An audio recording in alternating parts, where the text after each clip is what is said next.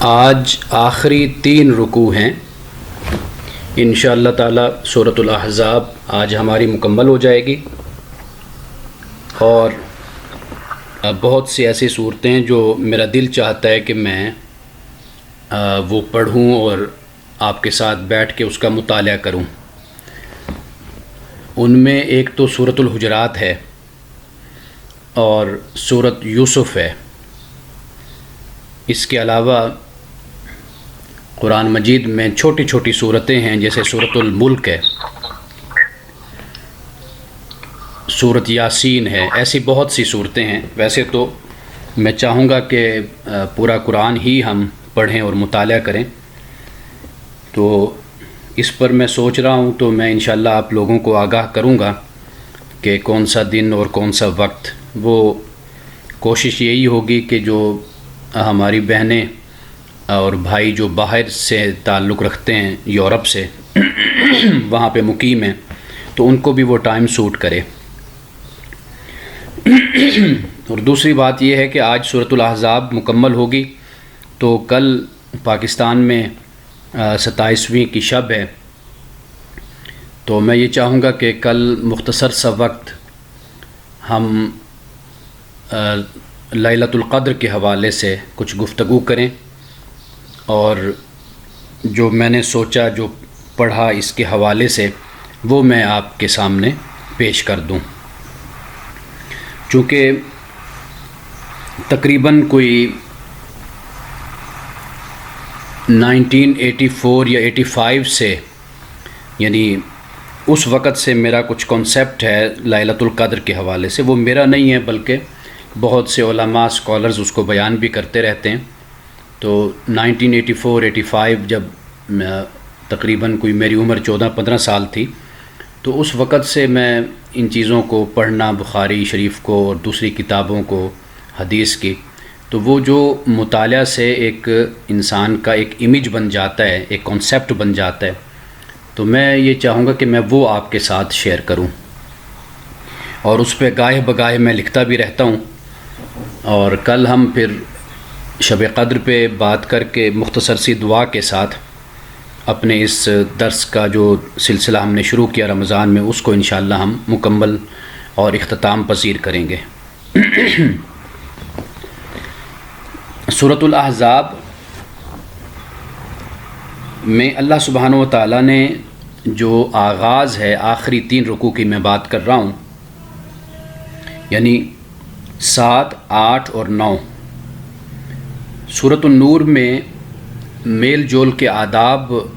بیان کیے گئے تھے، اور وہ جو آداب تھے وہ مومن مرد اور مومن عورتیں، ان کے حوالے سے تھے وہ۔ لیکن یہاں پہ جو خاص طور پر رسول اللہ صلی اللہ علیہ وسلم کے جو بیوت ہیں، آپ کے جو گھر ہیں، اور آپ کی جو ازواج مطہرات ہیں، ان کے حوالے سے خاص طور پر یہاں پہ بیان کیا گیا ہے۔ وہ جب ہم ترجمہ پڑھیں گے تو وہاں پر میں وضاحت کر دوں گا کہ رسول اللہ صلی اللہ علیہ وسلم کے گھر لوگوں کا آنا یا بیٹھنا، یا پھر یہ ہے کہ لوگوں کی بھی کئی قسمیں ہوتی ہیں۔ خاص طور پر مدینے میں ہم کئی بار ذکر کر چکے کہ منافقین رسول اللہ صلی اللہ علیہ وسلم کے گھر آ کر، منافقات، وہ وسوسے پھیلاتی تھیں، اور جو منافق ہوتے تھے وہ بھی، ان کی بھی کوشش یہی ہوتی تھی کہ کسی نہ کسی طریقے سے اسکینڈلائز کیا جائے، اور منفی انداز میں رسول اللہ صلی اللہ علیہ وسلم کے گھر کو لوگوں کے سامنے پیش کیا جائے۔ تو اس کے لیے یہ فرمایا کہ بھئی جب دعوت دی جائے، بلایا جائے، تو تب آؤ، اور پھر آتے ہو تو یہ نہیں کہ بس بیٹھ جاؤ تم کھانے کے انتظار میں،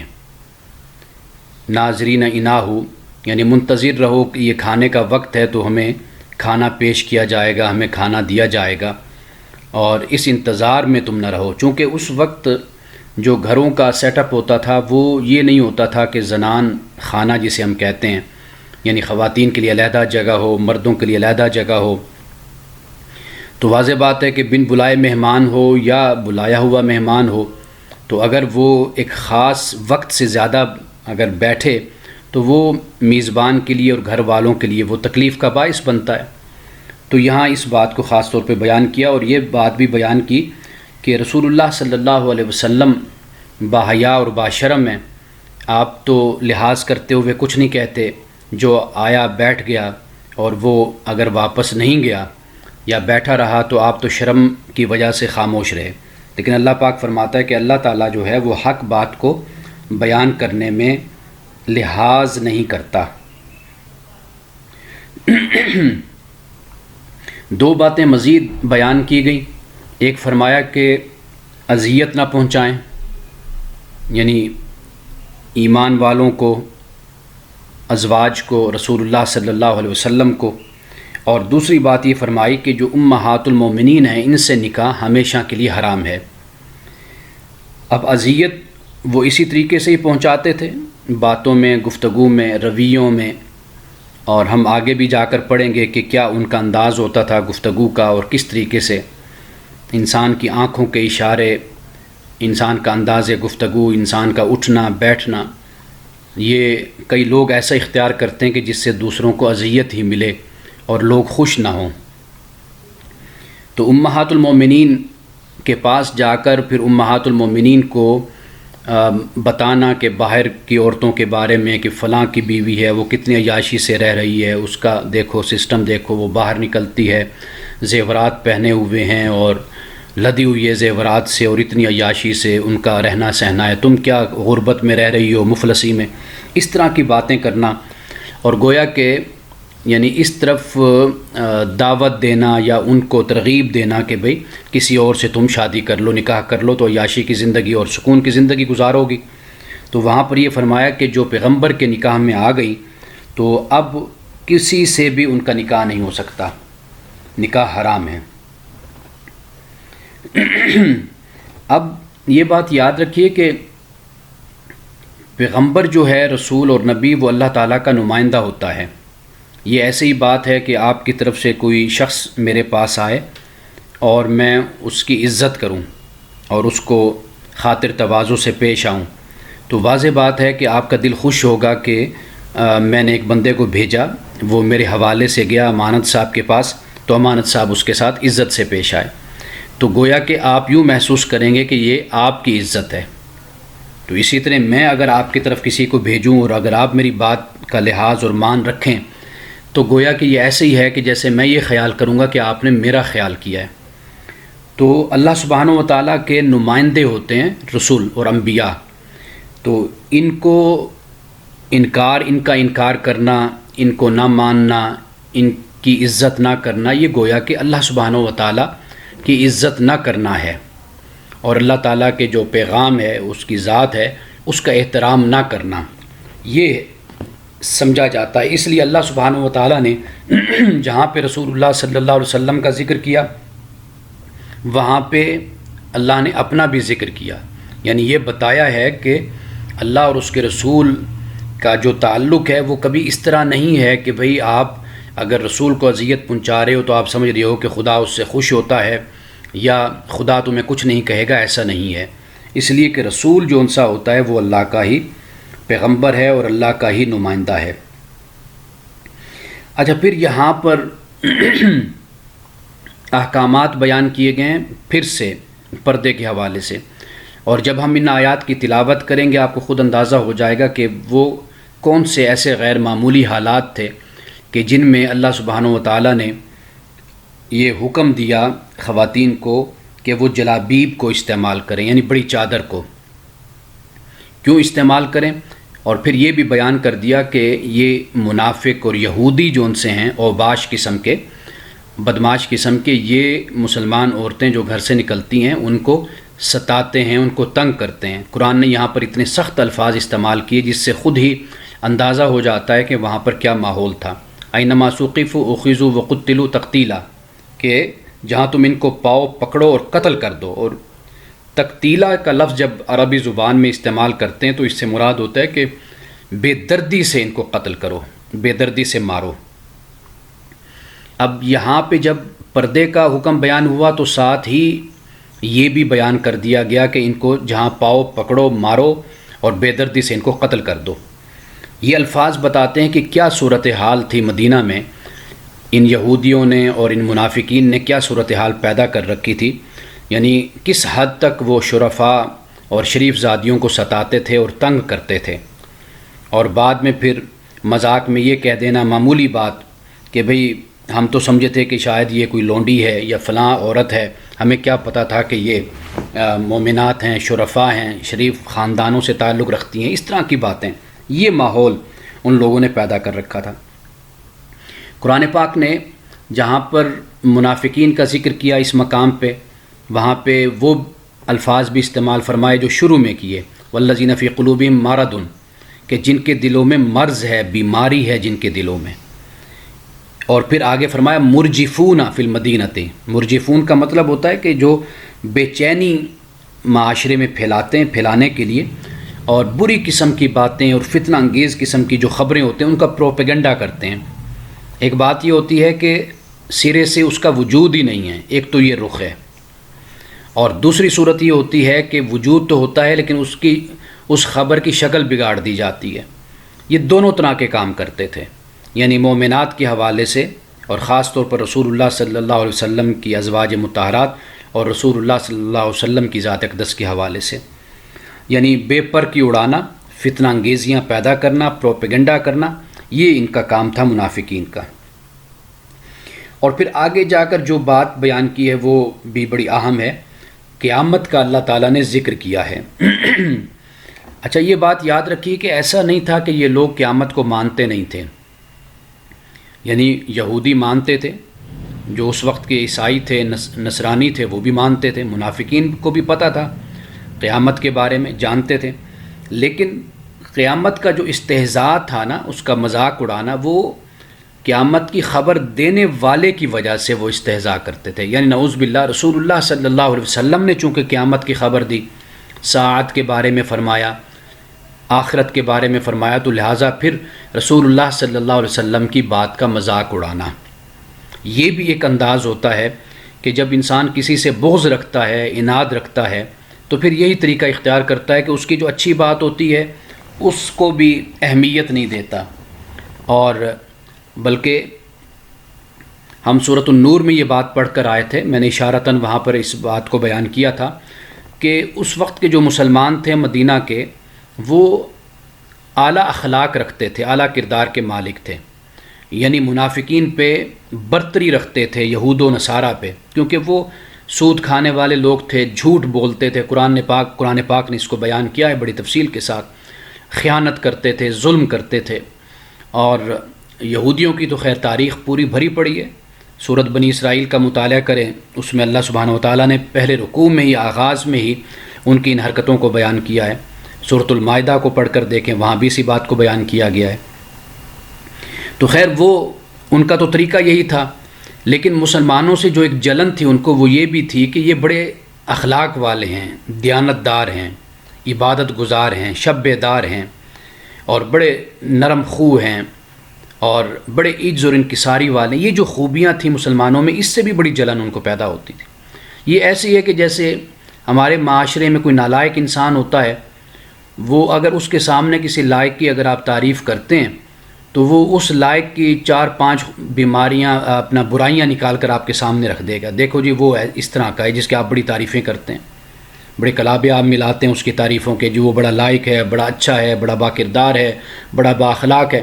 وہ آپ کو 10,000 قسم کی باتیں بتائے گا کہ دیکھو جس کی آپ تعریفیں کر رہے ہو وہ تو اس طرح کا ہے، حالانکہ وہ اندر کی ایک جلن، ایک حسد ہوتا ہے کہ بھئی اس کی تعریف کیوں ہو رہی ہے اس انسان کی۔ تو منافقین کا بھی یہی طریقہ ہوتا تھا، یہود کا، کہ وہ مسلمانوں کو دیکھتے تھے کہ یہ اخلاقی برتری رکھتے ہیں، اعلیٰ اخلاق رکھتے ہیں، اب ان کی کوشش یہ ہوتی تھی کہ یا تو کوئی خبر مل جائے، کوئی بات مل جائے، نہیں ملتی تو کوئی بات نہیں، اپنی طرف سے بناؤ ان کے بارے میں خبریں، اور ان کے کردار کے بارے میں، ان کے اخلاق اور ان کے معاملات کے بارے میں،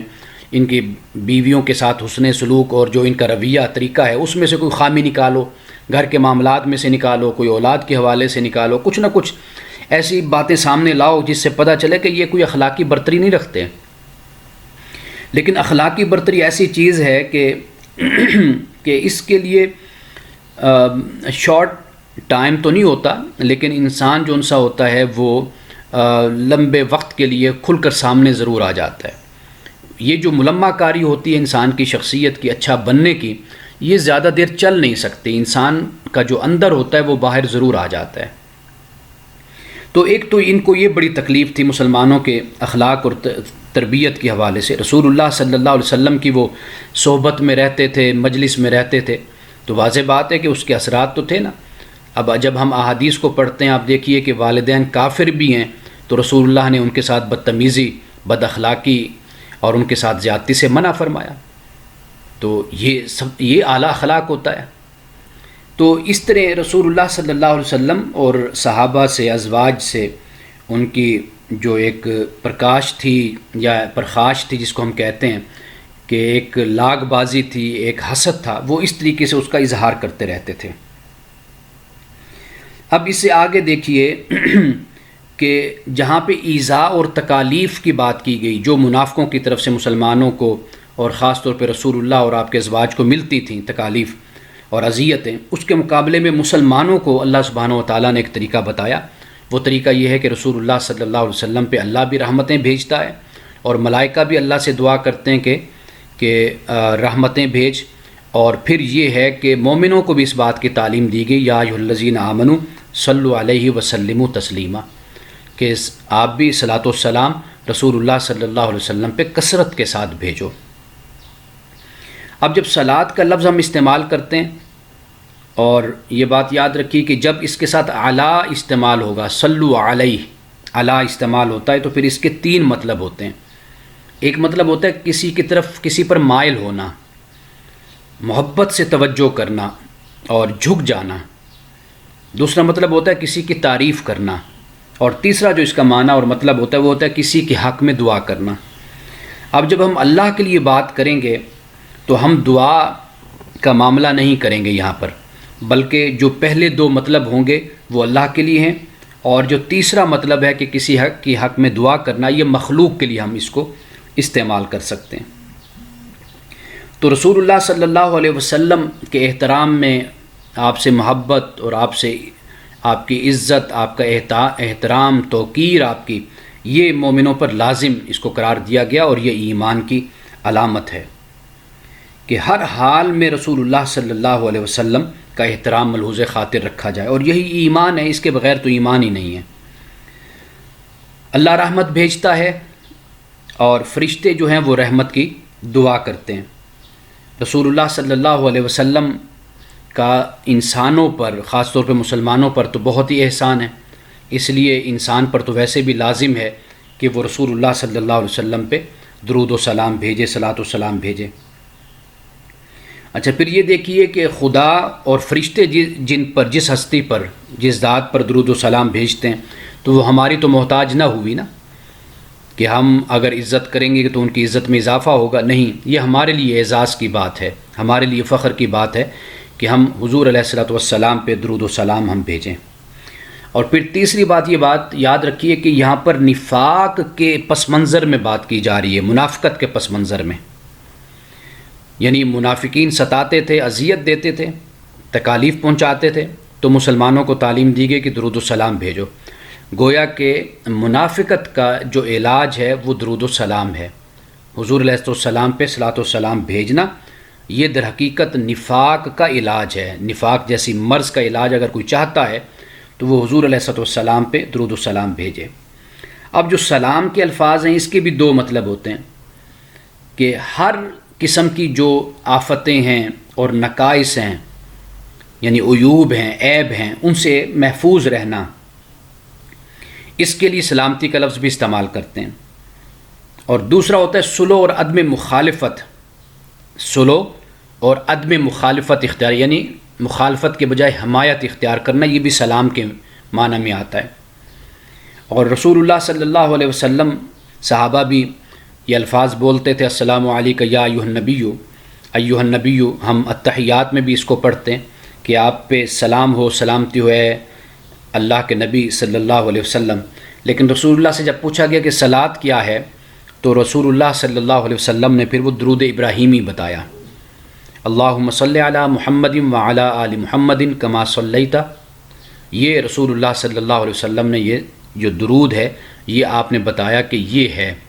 آپ پر صلات بھیجنا. یہ یعنی درود و سلام کے حوالے سے بات ہو گئی. اور آخر میں اللہ سبحانہ و تعالیٰ کی بارگاہ میں یعنی جو لوگ لائے جائیں گے جن کا فیصلہ جہنم کا ہوگا،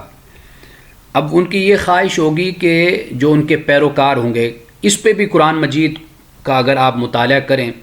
یہ تو ہے کہ قرآن کو پڑھا جائے، گو تھرو کیا جائے اور تھورولی قرآن کی سٹڈی ہو، قرآن کو دیکھا جائے، تو پھر بہت سے مقامات یعنی آپ کی نظر سے گزریں گے کہ اللہ سبحانہ و تعالیٰ نے لیڈرز اور جو ان کی پیروی جو کرنے والے ہیں، دونوں کو اللہ نے ایک ہی جگہ پہ رکھا ہے. ایسا نہیں ہے کہ جو پیروی کرنے والے ہیں وہ یہ کہیں کہ جی ہمیں تو پتہ نہیں تھا، یہی ہمیں جو بتا دیتے تھے ہم ان کے پیچھے چل پڑتے تھے، ہمیں تو اس کی کوئی خبر نہیں تھی، بس ہم تو ان کے عقیدت مند تھے. تو اللہ پاک یہ نہیں فرمائے گا ٹھیک ہے آپ عقیدت مند تھے تو ٹھیک ہے کوئی بات نہیں، آپ کو جہنم میں نہیں بھیجتے، بلکہ دونوں کو اکٹھا بھیجا جائے گا. اور یہ جہنمی جو ہیں جو پیچھے چلنے والے ہیں، یہ یہاں پر اسی سورۃ الاحزاب کے آخری رکوع میں وہ کہیں گے مولا ان کو نا ڈبل عذاب دے.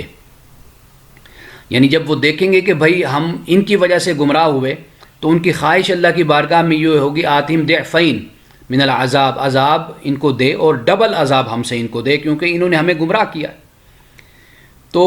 قرآن یہ بتاتا ہے کہ اللہ تعالیٰ نے انسان کو عقل سے نوازا ہے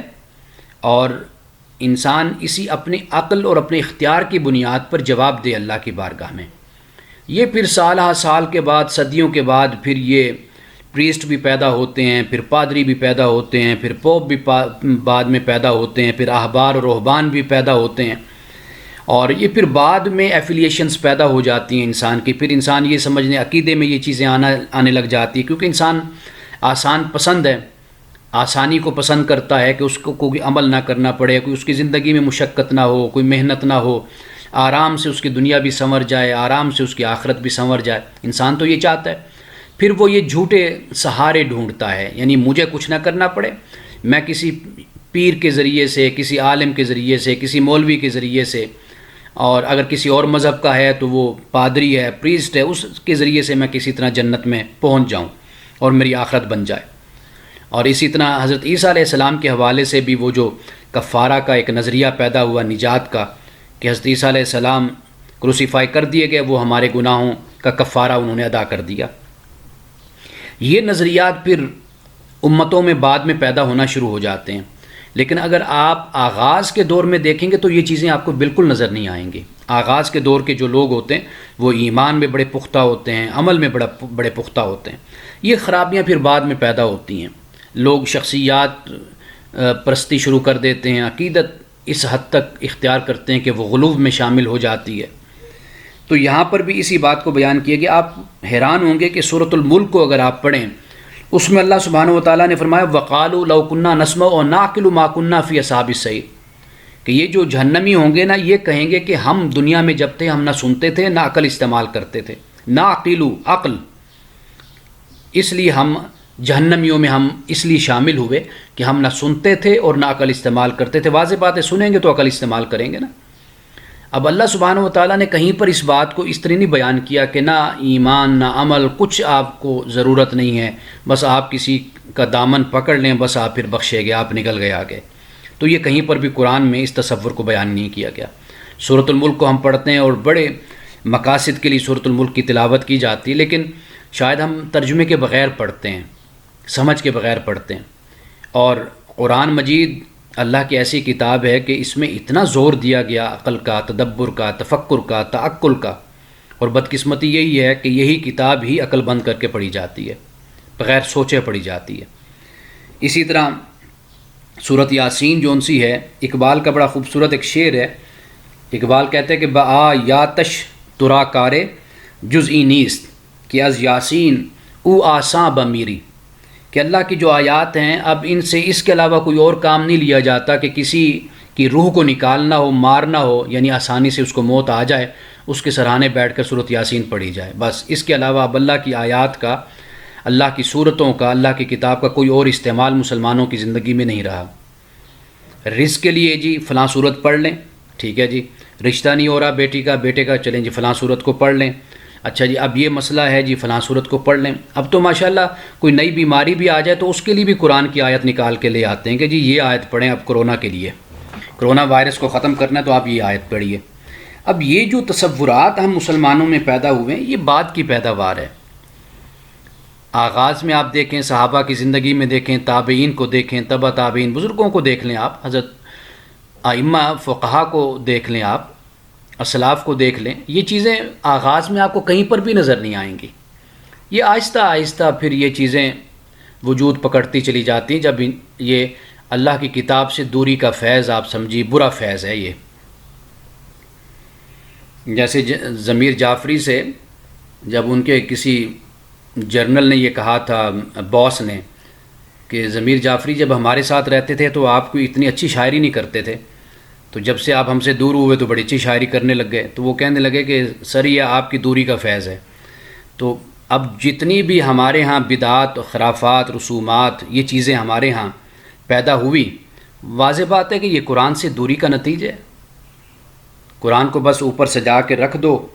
اور اقبال نے کیا ہی خوبصورت بات کہی ہے قرآن کے بارے میں، کاش ہم اس بات کو سمجھیں کہ اقبال نے کہا کہ فاش گویم آنچ در دل مزمر است، این کتاب نیست چیزیں دیگر است۔ اقبال کہتا ہے کہ ایک میرے دل میں آج ایک بات ہے جو میں آج فاش کرنا چاہتا ہوں، میرے دل میں ایک بڑے دنوں سے بات پوشیدہ ہے، آج میں چاہتا ہوں میں آپ لوگوں کو بتاؤں۔ وہ کیا ہے؟ وہ کہتا ہے این کتاب نیست چیزیں دیگر است، کہ یہ جو قرآن ہے نا یہ کتاب نہیں ہے، یہ تو کوئی اور ہی شے مجھے لگتی ہے، یعنی یہ کچھ اور ہی چیز ہے۔ یہ جیسے انسان حیران ہوتا ہے نا کسی چیز کو دیکھ، کہتا ہے یار یہ تو وہ لگ ہی نہیں رہی، یہ تو کوئی اور چیز ہے۔ یہ تو اقبال ہمیں یہ بتاتا ہے کہ آج یہ نقطہ میں آپ کو بتاتا ہوں جو میرے دل میں بڑے عرصے سے پوشیدہ ہے، وہ یہ ہے کہ یہ جو کتاب ہے نا یہ کتاب نہیں ہے، یہ تو کچھ اور ہی ہے۔ اچھا، آخری بات وہ یہ کہ قرآن مجید نے مسلمانوں کو کہا کہ قول سدید یعنی کلام سدید کہو، یعنی ایک تو حقیقت کے مطابق جو بات ہو وہ کہا کرو، اور دوسرا مضبوط دلائل کے ساتھ بات کو بیان کیا کرو۔ یہ مومنین کو تعلیم دی گئی، ورنہ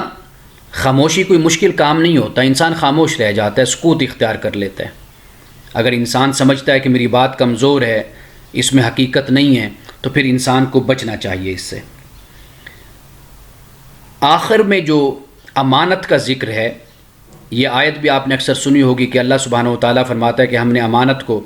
آسمانوں پہ اور پہاڑوں پہ ہم نے پیش کیا تو انہوں نے اٹھانے سے انکار کر دیا اس امانت کو۔ یہ امانت اصل میں اللہ تعالیٰ سے وہ عہد اور وعدہ ہے انسان کا کہ وہ اللہ کی اطاعت اور فرمانبرداری کرے گا،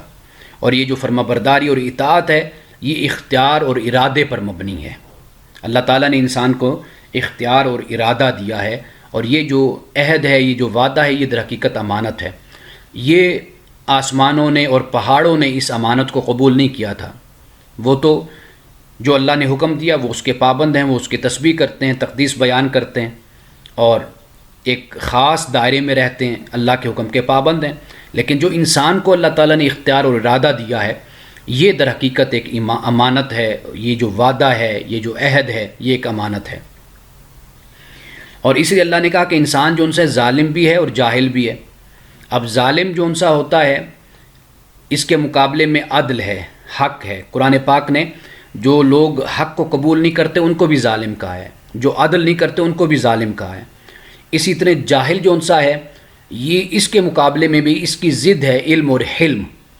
علم نالج ہو گیا، اور حلم جو ان سا ہے اس کو پیشنس آپ کہہ لیجئے، ٹالرنس آپ اس کو کہہ لیجئے، برداشت کہہ لیجئے۔ اب اللہ سبحانہ و تعالیٰ نے انسان میں یہ دونوں چیزوں کا شعور رکھا ہے۔ انسان چاہے تو ظالم بھی بن جاتا ہے، اور انسان چاہے تو عادل بھی بن جاتا ہے۔ انسان چاہے تو وہ جاہل بھی بن جاتا ہے، انسان چاہے تو عالم اور حلیم بھی بن جاتا ہے، اس میں حلم بھی آ جاتا ہے۔ یہ انسان کے اختیار میں ہے۔ اب دونوں کوالٹیز اللہ تعالیٰ نے انسان میں رکھ دی ہیں۔ اب جب انسان عادل بنتا ہے اور جب انسان عالم اور حلیم بنتا ہے تو پھر اس کا سفر اللہ کی طرف شروع ہو جاتا ہے، وہ نیکی کا سفر ہے، وہ جنت کا سفر ہے۔ اور جب انسان اپنے ارادے سے، اپنے اختیار سے اور شعور سے جب انسان جہالت کے راستے پر چلتا ہے اور ظلم کے راستے پر چلتا ہے تو پھر وہ اسفل السافلین والا معاملہ اس کے ساتھ ہو جاتا ہے۔ لقد خلقنا الانسان فی احسن تقویم ثم رددناہ اسفل سافلین، کہ انسان کو ہم نے تو خوبصورت پیرائے میں پیدا کیا ہے، لیکن یہ انسان جو ان سے یہ خود پھر پستی کو قبول کرتا ہے، خود پست سے پسترین ہوتا چلا جاتا ہے۔ تو یہ آخر میں بیان کیا، اور پھر جو اختتام ہوتا ہے نا وہ پھر منافقین پر جا کر اس کا اختتام ہوتا ہے۔ منافقین پر جو اختتام کیوں کیا گیا وہ اس لیے بتا دیا کہ بھئی یہ وہ لوگ ہیں کہ جنہوں نے امانت اور جو اللہ سے عہد کیا تھا اس کو ان لوگوں نے نبھایا نہیں ہے، اس کو ادا نہیں کیا۔ اب آئیے اب ہم تلاوت کرتے ہیں اور ساتھ ساتھ مختصر سی تشریح بھی میں کرتا چلا جاؤں گا۔ یا ایھا الذین آمنوا، اے ایمان والو، لا تدخلوا بیوت النبی، کہ نبی کے گھروں میں داخل نہ ہو، الا ان یؤذن لکم الی طعام، مگر کہ تمہیں اجازت دی جائے کھانے کی، یعنی کھانے کے لیے تمہیں بلایا جاتا ہے، اجازت دی جاتی ہے۔ غیر ناظرین اناہ، کہ اس طرح بھی نہ ہو کہ تم منتظر ہو کھانے کے وقت کے، یعنی اگر تم آ گئے ہو، تمہیں بٹھا دیا گیا ہے، اب تم بیٹھے ہو کہ جی اب تو ہم کھا کے ہی جائیں گے، تو یہ طریقہ درست نہیں ہے۔ ولیکن اذا دعیتم فادخلوا، لیکن جب تمہیں بلایا جائے تو فادخلوا، داخل ہو جاؤ، فاذا طعمتم، پس تم کھاؤ، فانتشروا، تو پھر منتشر ہو جاؤ، پھر چلے جاؤ، ولا مستانسین لحدیث، اور باتوں میں مت لگ جاؤ، یعنی یہ نہیں کھانا کھایا بیٹھے اور پھر باتوں میں لگ گئے۔ اب رات کا وقت ہے، حضور علیہ السلام عشاء کے بعد آرام فرماتے تھے اور پھر آپ آدھی رات کو اٹھ کے تہجد ادا فرماتے تھے۔ ایک لائف سٹائل ہے جو اسلام نے ہمیں دیا ہے، اور بڑا ہیلدی یہ لائف سٹائل ہے، اور انسان صحت مند بھی رہتا ہے اور حشاش بشاش بھی رہتا ہے۔ وہ یہی ہے کہ انسان رات کے اگر پہلے پہر میں سو جائے، آج کے ڈاکٹرز بھی کہتے ہیں کہ پہلے پہر کا 4 گھنٹے کا سونا وہ آخری پہر کے 8-10 گھنٹوں کے برابر ہوتا ہے، اتنا انسان۔ اس لیے بزرگوں کا ہمیشہ طریقہ رہا، جو اسکالرز ہیں، علماء ہیں، فقہا ہیں، ان کے بارے میں ہمیشہ میں نے یہ پڑھا کہ وہ پہلی رات سوتے ہیں، تہجد پڑھی، پھر اس کے بعد وہ بیٹھ گئے، پھر اپنا علم اور تحقیق کا جو کام ہے، جب دنیا جاگ رہی ہوتی ہے اس وقت تک وہ بڑا کام کر کے بیٹھ جاتے ہیں۔ یہ ہمیشہ صلحاء کا یہ طریقہ رہا ہے، اور انسان صحت مند بھی رہتا ہے۔ تو یہ اب کھانا کھا کے بھی بیٹھے ہیں جی، دوپہر کا ٹائم ہے یا شام کا یا رات کا ٹائم ہے، ڈنر ہے یا لنچ ہے، کوئی بھی ٹائم ہے، تو پھر باتیں نہیں بیٹھ کے کرو، پھر اٹھ جاؤ، کیونکہ اس لیے ہوتا کیا ہے، ان ذالکم کان یؤذی النبی فیستحیی منکم، تمہارے اس رویے سے نبی کو تکلیف پہنچتی ہے، نبی اذیت میں آتا ہے، فیستحیی منکم، اور پیغمبر صلی اللہ علیہ وسلم آپ سے شرم تم سے کرتے ہیں، حیا کرتے ہیں، تمہیں یعنی کہتے نہیں ہیں کہ اٹھ کر چلے جاؤ۔ واللہ لا یستحیی من الحق، اللہ تعالیٰ حق کو بیان کرنے میں کوئی لحاظ نہیں کرتا، اللہ تعالیٰ بات کو کھول کر بیان کر دیتا ہے۔ ان اللہ لا یستحیی ان یضرب مثلا ما بعودۃ، ایک مچھر کی مثال دینے سے بھی اللہ تعالیٰ شرم نہیں کرتا، کیونکہ اس کی ہر بات میں حکمت ہے۔ وَإِذَا سَأَلْتُمُوهُنَّ مَتَاعًا، اور فرمایا کہ جب تم ان سے یعنی ازواج سے کچھ مانگتے ہو نا کوئی چیز، فَاسْأَلُوهُنَّ مِن وَرَاءِ حجاب، تو پھر پردے کے پیچھے سے مانگو، یعنی یہ خاص حکم دیا، بات ایمان والوں سے کی گئی لیکن سنایا منافقین کو گیا۔ ایمان والے تو پہلے ہی ایمان والے ہیں، وہ تو جو حقیقی ایمان والے ہیں وہ تو ادب احترام میں گندے ہوئے ہیں، وہ لوگ، ان سے تو یہ نہیں کہا جاتا، لیکن ان کے ساتھ جو خود کو شامل کر لیتے ہیں کہ جی ہم ایمان والے ہیں، اور پھر ان کی تربیت نہیں ہوتی، اور جو منافق ہیں، یہودی ہیں، تو پھر ان کو خاص طور پر اس کی طرف متوجہ کیا۔ ذالکم اطہر لقلوبکم وقلوبہن، تمہارے دلوں کے لیے اور ان کے دلوں کے لیے یہ بہت پاکیزہ بات ہے۔ وما کان لکم ان تؤذوا رسول اللہ، اور یہ مناسب نہیں ہے تمہارے لیے کہ تم اللہ کے رسول کو تکلیف دو۔ ولا ان تنکحوا ازواجہ من بعد ابدا، اور کبھی بھی آپ علیہ السلام کی بیویوں سے تم نکاح نہیں کر سکتے۔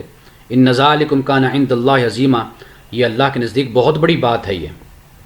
ان تبدوا شیئا او تخفوہ، اگر تم کچھ ظاہر کرو یا تم اس کو چھپاؤ، فإن اللہ کان بکل شیء علیما، تو بے شک اللہ تعالیٰ ہر شے کو جاننے والا ہے۔ لا جناح علیہن فی آبائہن، سورۃ النور کی آیت نمبر 31 میں بھی یہ بات بیان کی گئی. یہاں پر خاص طور پہ ازواج مطہرات کے لیے کہا گیا نہیں ہے ان پر گناہ ان کے آبا میں، باپوں میں، ولا ابنائہن اور نہ اپنے بیٹوں میں، ولا اخوانہن اور اپنے بھائیوں میں، ولا ابناء اخوانہن اور نہ بھتیجوں میں، ولا ابناء خواتہن نہ بھانجوں میں، ولا نسائہن اور نہ ان کے اپنی عورتوں میں، ولا ما ملکت ایمانہن اور نہ اس کے جن کے ان کے دانے ہاتھ مالک ہیں. یعنی یہ آ جا سکتے ہیں،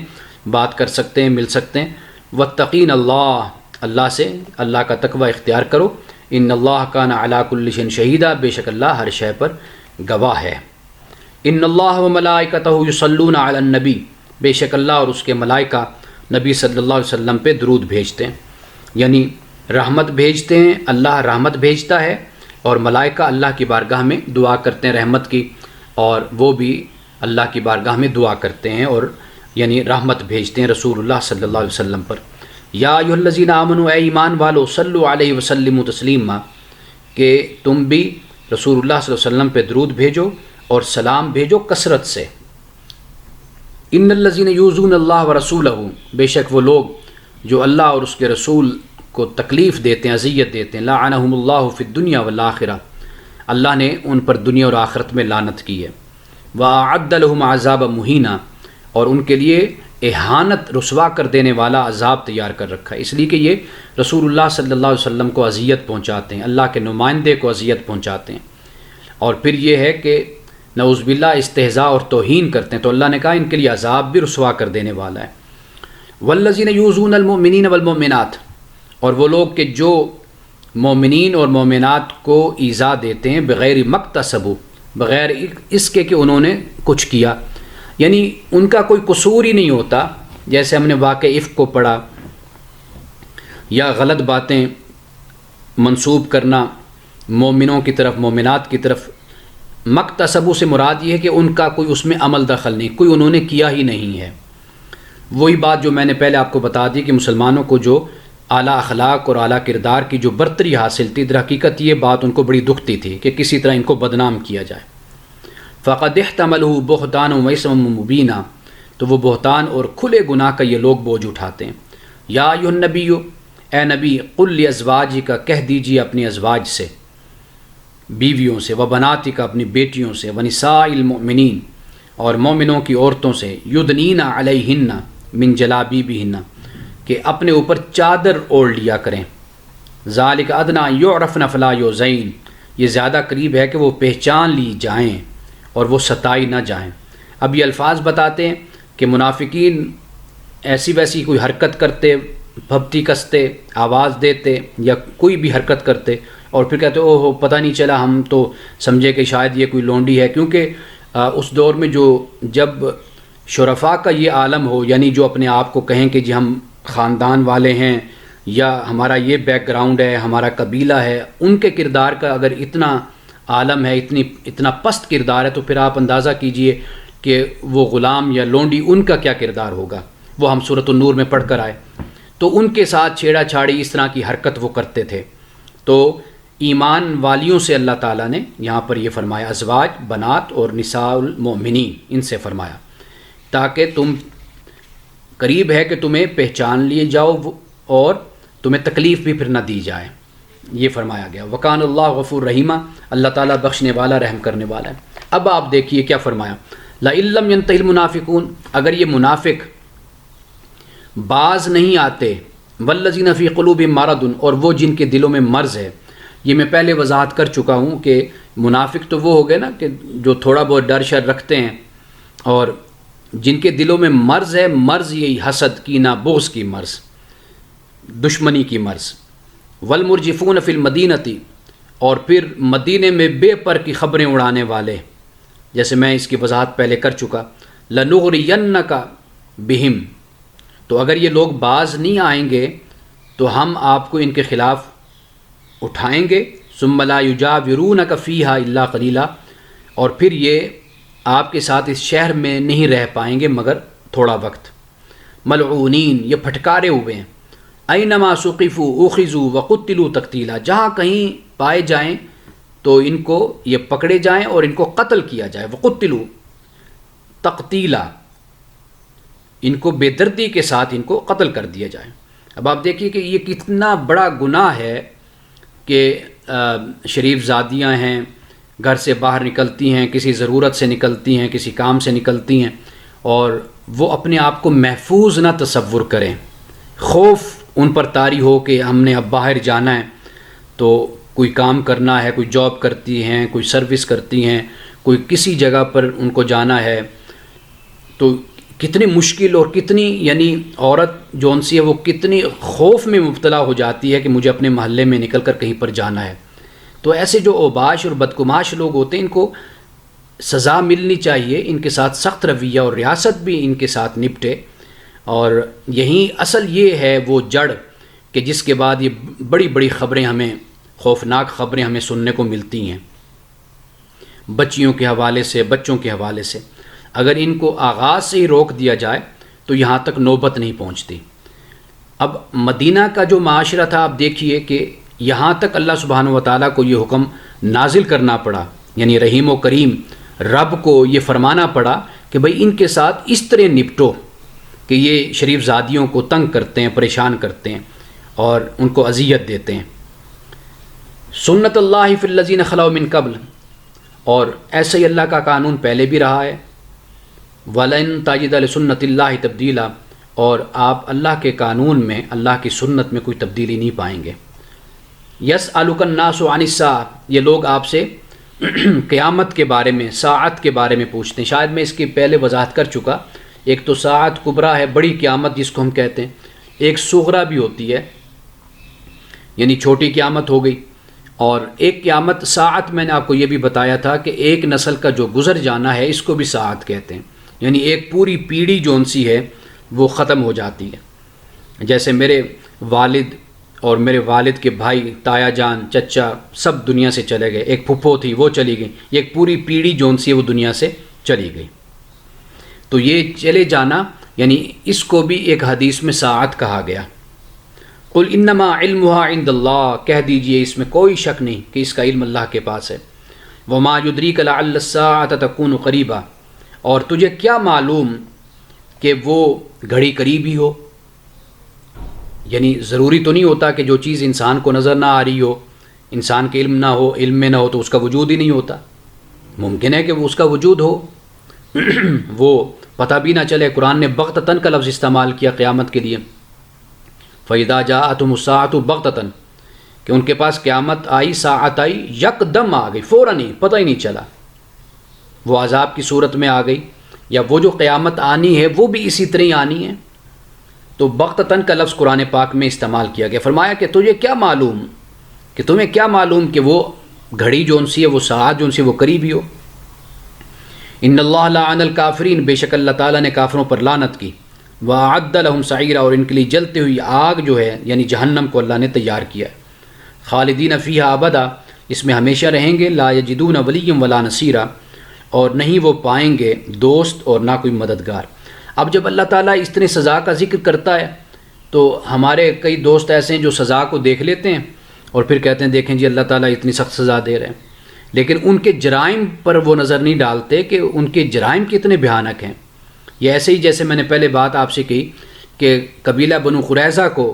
رسول اللہ صلی اللہ علیہ وسلم نے سخت ترین سزا دلوائی، اور وہ بھی ان کی کتاب کے مطابق. اس پر تو بڑا اعتراض ہوا. مستشرقین نے کہا جی دیکھیں جی یہ یہودیوں کے ساتھ یہ سلوک رکھا گیا، اس طرح ان کو قتل کیا گیا، لیکن یہ نہیں دیکھا کہ اتنے عرصہ انہوں نے 8-9 سال ناک میں دم کیے رکھا، ستائے رکھا مسلمانوں کو. اور روایات میں یہاں تک آتا ہے کہ رسول اللہ کو بہانے سے دعوت دیتے اور پھر اوپر دیوار پر چھت پہ کوئی بھاری پتھر، چکی اور اس طرح کی کوئی چیز رکھ دیتے کہ جب یہ رسول آئیں گے مسلمانوں کے ساتھ تو ان پر یہ گرا دیں گے. آپ کو غزوہ خیبر کے موقع پر زہر دی گئی. یعنی یہ چیزیں نہیں دیکھی جاتی کہ دن رات ستائے رکھنا، ناک میں دم کیے رکھنا، نہ سونے دینا آرام سے، نہ کام کوئی کرنے دینا، اور باہر کے لوگوں سے مل کر سازشیں کرنا، یہ سب کچھ یعنی 8-9 سال کی 10 سال کی تاریخ آپ اٹھا کر جب تک ان کو کچلا نہیں گیا، آپ دیکھ لیجئے کہ یہ کیا کرتے رہے. اگر سزا دی جائے تو کہتے ہیں جی سزا دی گئی۔ یہ شاید یعنی یا تو تعصب کی اینک سے ان چیزوں کو پڑھا جاتا ہے، یا پھر یہ ہے کہ اگر غیر جانبدار طریقے سے تحقیق کے ساتھ ان چیزوں کو دیکھا جائے، کہ جیسے ابھی اللہ تعالیٰ نے آگے قول سدید کی بات کی، میں نے آپ کو بتایا کہ قول سدید کیا ہوتا ہے، حقیقت پر مبنی بات ہونی چاہیے اور دلائل کے ساتھ بات ہونی چاہیے۔ یوم تقلب وجوہہم فی النار، قیامت کے دن ان کے چہروں کو الٹا کیا جائے گا آگ میں۔ تقلب ہوتا ہے کہ جس طرح آپ باربیکیو بناتے ہیں تو وہ آپ اس کو الٹ پلٹ کرتے ہیں آگ پر، یہ تقلب ہوتا ہے۔ ویسے یہ لفظ جون سا ہے، یہ جو ایکٹیویٹیز ہوتی ہیں دن کی چلنے پھرنے والی، اس کے لیے بھی یہ لفظ استعمال کیا جاتا ہے کہ رسول اللہ صلی اللہ علیہ وسلم سے سورۃ الشعراء میں اللہ نے فرمایا کہ آپ دن میں جو کچھ آپ کی جو مصروفیات ہوتی ہیں اللہ تعالیٰ یہ دیکھتا ہے، آپ اللہ کی نظر میں ہیں۔ تو وہاں پر بھی یہ اسی طرح یہ جو لفظ ہے، یہ صیغہ ہے، استعمال کیا گیا ہے۔ یقولون یا لیتنا، کہتے ہیں کاش اطاعنا اللہ و اطاعنا الرسول، کاش ہم اللہ اور اس کے رسول کی اطاعت کرتے۔ قیامت کے دن تو یہی کہیں گے۔ وقالوا ربنا، اور کہیں گے اے ہمارے رب، انا اطعنا سادتنا، کہ بے شک ہم نے اطاعت کی اپنے سرداروں کی، وکبراءنا، اور اپنے بڑوں کی ہم نے اطاعت کی، فاضلونا السبیل، اور انہوں نے تو ہمیں گمراہ کر دیا۔ اب دیکھیے سرداروں کی اور بڑوں کی، یعنی اکابر پسندی ضرور ہونی چاہیے، بڑوں کے ساتھ آپ کو عقیدت ہے، محبت ہے، لیکن اکابر پرستی نہیں ہونی چاہیے۔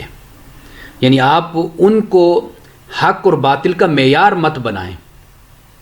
حق اور باطل کا معیار وہ اللہ اور اللہ کا رسول ہے، کتاب اللہ ہے اور رسول اللہ کی سنت ہے، وہ حق اور باطل کا معیار ہے۔ اس لیے قرآن کو میزان کہا گیا ہے۔ تو بڑے بزرگ سر آنکھوں پر ان کی عزت، ان کی توقیر، ان کی عقیدت ضرور رکھیے، لیکن ان کی باتوں کو پرکھتے رہیے اللہ تعالیٰ کے کلام پر، اس میزان پر پرکھتے رہیے۔ اللہ تعالیٰ کل قیامت کے دن ہرگز آپ سے یہ نہیں کہے گا کہ آپ نے ان کی باتوں کو کیوں نہیں مانا۔ ہاں یہ اللہ تعالیٰ ضرور پوچھے گا کہ اگر انہوں نے یہ بات ایسے کہی تھی، وہ ایک انسان تھے، ان سے غلطی ہو سکتی ہے اور غلط بات بھی ان کے منہ سے نکل سکتی ہے، وہ ایک انسان تھے، بشر تھے، لیکن آپ نے ان کو اتنا فالو کرنا شروع کر دیا۔ جس طرح قرآن پاک میں سورۃ التوبہ میں کہا نا کہ یہ جو یہود و نصارہ ہیں، یہ یعنی ان کی پوجا کرتے ہیں یا ان کی عبادت کرتے ہیں، اسی مفہوم میں فرمایا گیا۔ تو وہاں پہ ایک صحابی تشریف رکھتے تھے کہ جو کرسچینٹی تھے سے اسلام کی طرف آئے تھے، ان کا یا رسول اللہ ہم تو اس طرح نہیں سمجھتے، یا ان کو ہم خدا نہیں سمجھتے اپنا۔ تو جب یہ کہا انہوں نے تو رسول اللہ نے فرمایا یہ بتاؤ کیا ایسا نہیں تھا کہ تم ان کے فتویٰ کو یا ان کی بات کو تم اللہ کی بات پر ترجیح دیتے تھے اللہ کے حکم پر؟ بات تو یہ کہ اللہ کے حکم کو مانا جائے، تو اس کو ماننے کے بجائے آپ اس بات کو ماننے کے بجائے آپ اپنے بڑوں کی بات کو ترجیح دیتے اور اس کو مانتے تھے۔ یہ آیت کریمہ میں آپ کو سورۃ توبہ سے نکال کر آخر میں آپ کو وہ پڑھ کر سنا دیتا ہوں۔ ابھی میں یہ مکمل کر لوں۔ ربنا آتہم ضعفین من العذاب، اے ہمارے رب ان کو دگنا عذاب دے، ولعنہم لعنا کبیرا، اور ان پر تو بڑی لعنت فرما۔ یا ایھا الذین آمنوا لا تکونوا کالذین آذوا موسیٰ فبرأہ اللہ مما قالوا، اے ایمان والو نہ ہو جاؤ ان لوگوں کی طرح جنہوں نے موسیٰ کو تکلیف دی، ایذا پہنچایا۔ فبرأہ اللہ مما قالوا، اللہ نے اسے اس سے بری کیا جو وہ کہتے تھے۔ وکان عند اللہ وجیہا، اور وہ اللہ کے نزدیک وجیہا تھا، بڑا باوقار پروقار پیغمبر تھے وہ حضرت موسیٰ علیہ السلام۔ تو ان کو ان کی قوم نے بڑی تکلیف پہنچائی، کوئی ایک تکلیف پہنچائی، یعنی اللہ کی طرف سے من و سلوہ آیا تو کہنے لگے ہم تو کھا کھا کے تھک گئے، اب ہمیں تو مصر والی وہی جو ان سے ہیں اپنا پیاز ہمیں دلواؤ، پیاز ملے ہمیں وہ کھائیں۔ اللہ نے کہا کہ جو بہتر چیز تھی اس کو چھوڑ کر یہ اس سے ادنا چیز پر راضی ہو گئے۔ سورۃ البقرہ میں یہ فرمایا۔ تو کوئی ایک تکلیف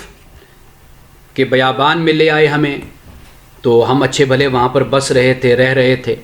اور پھر یہ ہے کہ جب فلسطین کی زمین کو جس کو ارض مقدس کہا،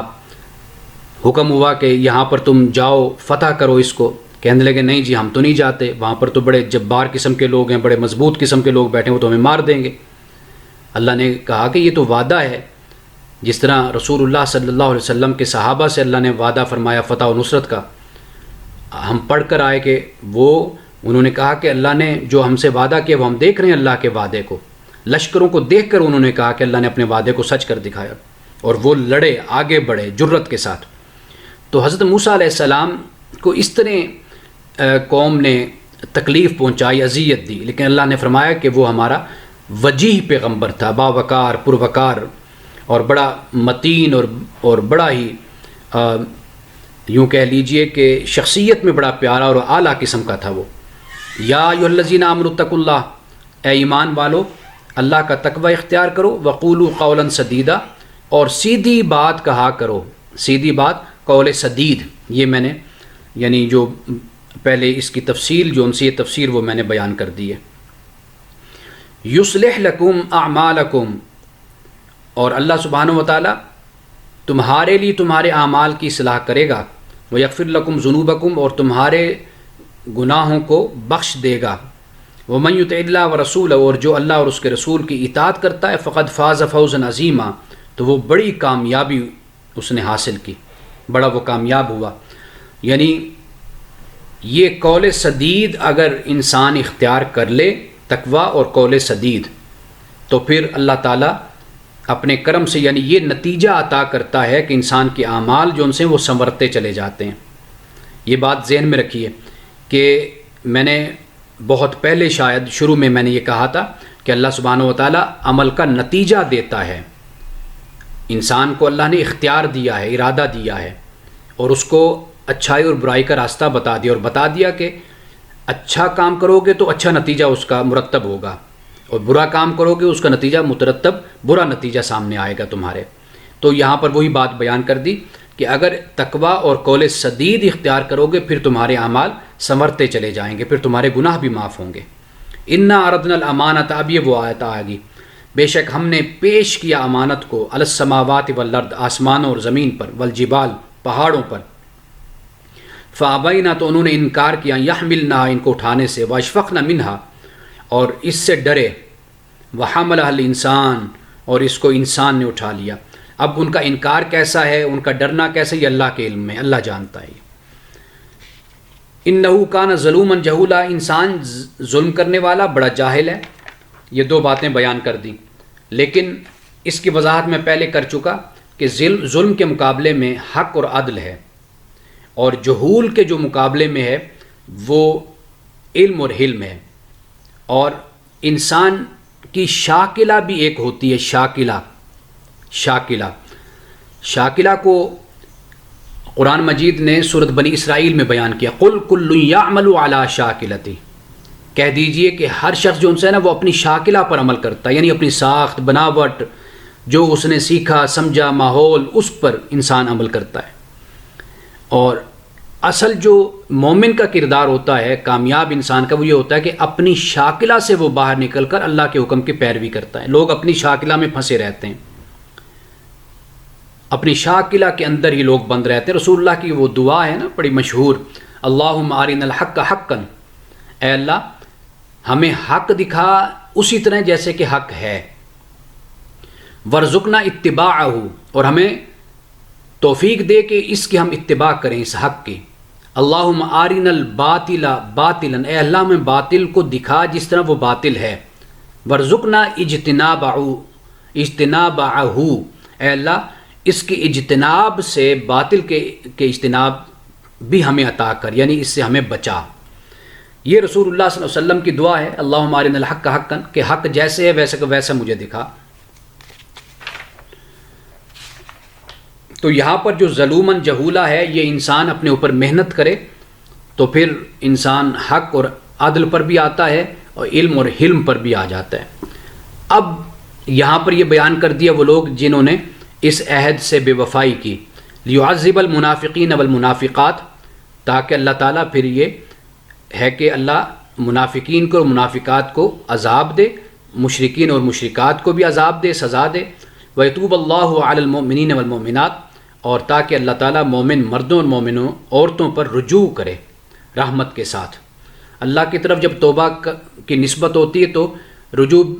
برحمت ہوتی ہے، یعنی رحمت کے ساتھ اللہ کا بندوں کی طرف متوجہ ہونا۔ اور جب بندہ توبہ کرتا ہے تو اس توبہ سے مراد یہ ہوتی ہے کہ انسان اپنے گناہوں کے اللہ تعالیٰ سے توبہ کرتا ہے، پشیمانی اور ندامت کا اظہار کرتا ہے، رجوع کرتا ہے۔ وکان اللہ غفور رحیمہ، اللہ تعالیٰ مغفرت کرنے والا، رحم کرنے والا ہے۔ تو یہ آخر کی جو آیت ہے یہ بتا رہی ہے کہ بندے نے پھر اللہ تعالیٰ سے بے وفائی کی، اللہ تعالیٰ سے بدعہدی کی۔ آپ مجھے ایک سیکنڈ دیجئے، میں قرآن مجید لے لوں اور میں دیکھتا ہوں سورۃ توبہ کی جو آیت میں نے کوٹ کی، میں اس کا حوالہ آپ کو دے دوں۔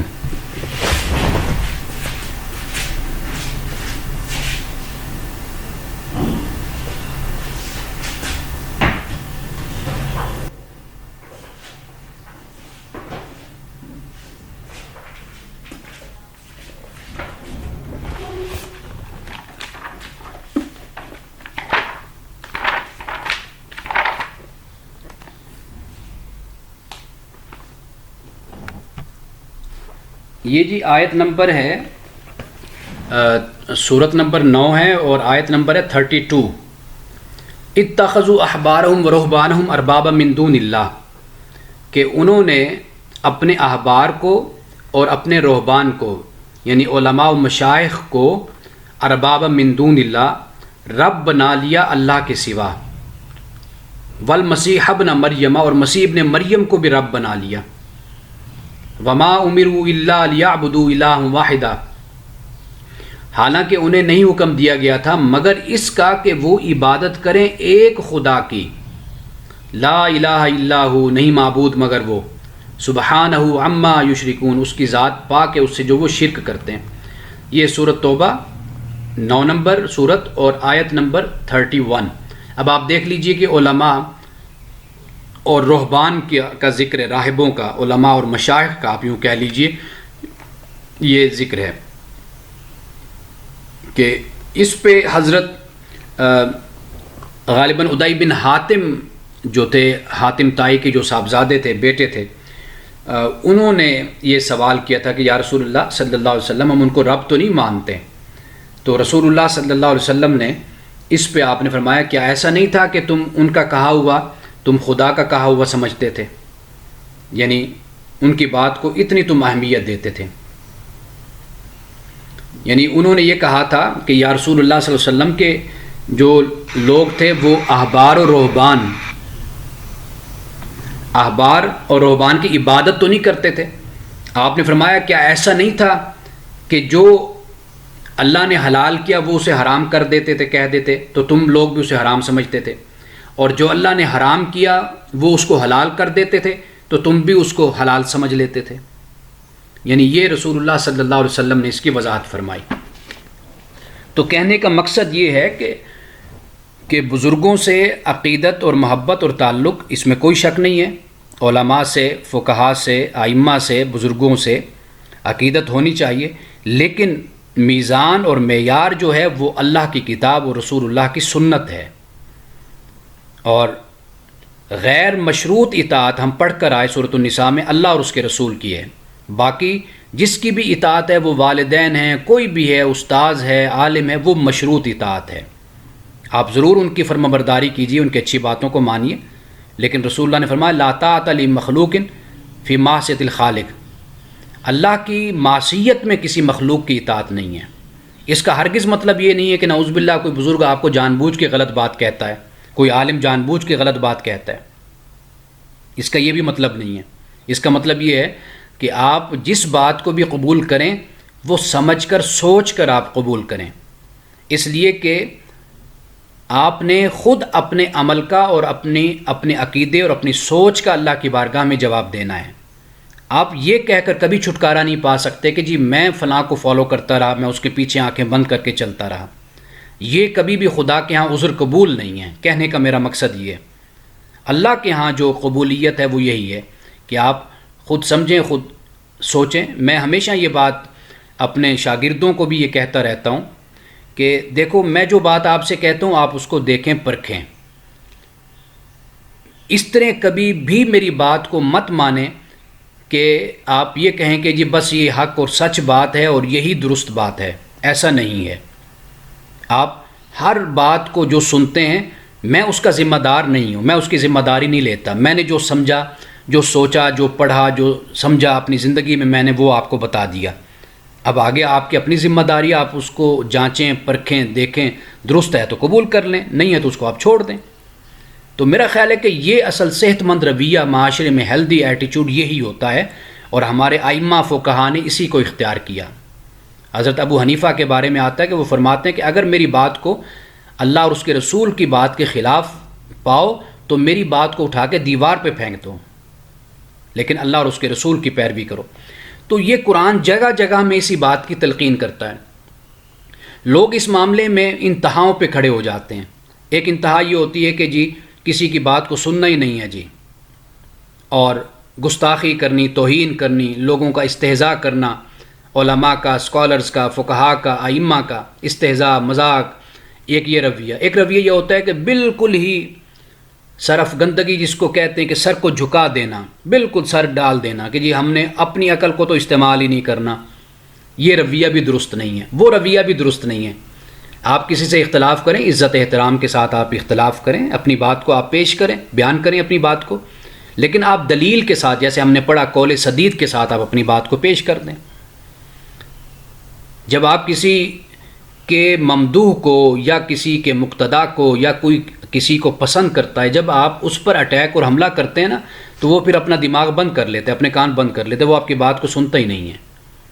اس لیے اس کو اس مقام پر لانے کے بجائے آپ جو اصل مسئلہ ہے اس پر اگر آپ بات کریں گے، اپنی دلیل پیش کریں گے، اپنی طرف سے جو مطالعہ ہے وہ آپ پیش کریں گے، تو یہ بات زیادہ پسندیدہ ہوگی. وہ آپ کے ساتھ مزید آگے چل سکے گا اور آپ کی بات کو سنے گا. وہ یہ رویہ ہمارے اسلاف کا. میں ہمیشہ ایک بات بیان کرتا رہتا ہوں، اسی پر ہم گفتگو کو ختم کریں گے، کہ حج کے موقع پر دو ائمہ کی آپس میں ملاقات ہوئی. مثلا امام ابو حنیفہ کی ملاقات ہو گئی، اور ان کے ساتھ ایک اور بزرگ عالم ہیں، ان کی ملاقات ہوئی. میرے ذہن میں اب ان کا نام نہیں آ رہا. تو ان کی ملاقات ہوئی. اب دیکھنے والے راوی یہ بیان کرتے ہیں، یہ واقعہ کتابوں میں موجود ہے، دونوں کا اختلاف تھا ایک مسئلے پر،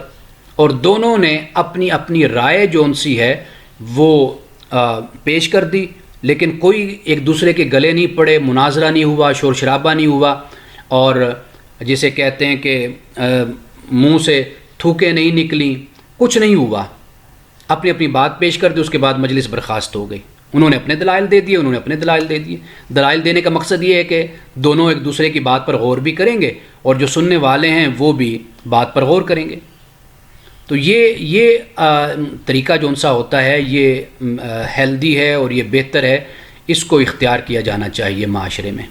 جی کل ہمارا انشاءاللہ لاسٹ سیشن ہوگا، اور شب قدر پہ میں انشاءاللہ بات بھی کروں گا، اور آخر میں ہم مختصر سی دعا بھی کر لیں گے اللہ سبحانہ و تعالیٰ کی بارگاہ میں، کہ جو ہم بیٹھے ہم نے سیکھا سمجھا، اللہ تعالیٰ اس کو ہمارے اس عمل کو قبول بھی فرمائے، اور ہمیں قرآن کی، دین کی ہمیں سمجھ بھی عطا فرمائے. تو انشاءاللہ تعالیٰ ہم کل 12 بجے ہم بیٹھیں گے، اور گفتگو کے بعد مختصر دعا ہوگی، اور پھر اس کے بعد انشاءاللہ اختتام ہوگا. السلام علیکم ورحمۃ اللہ.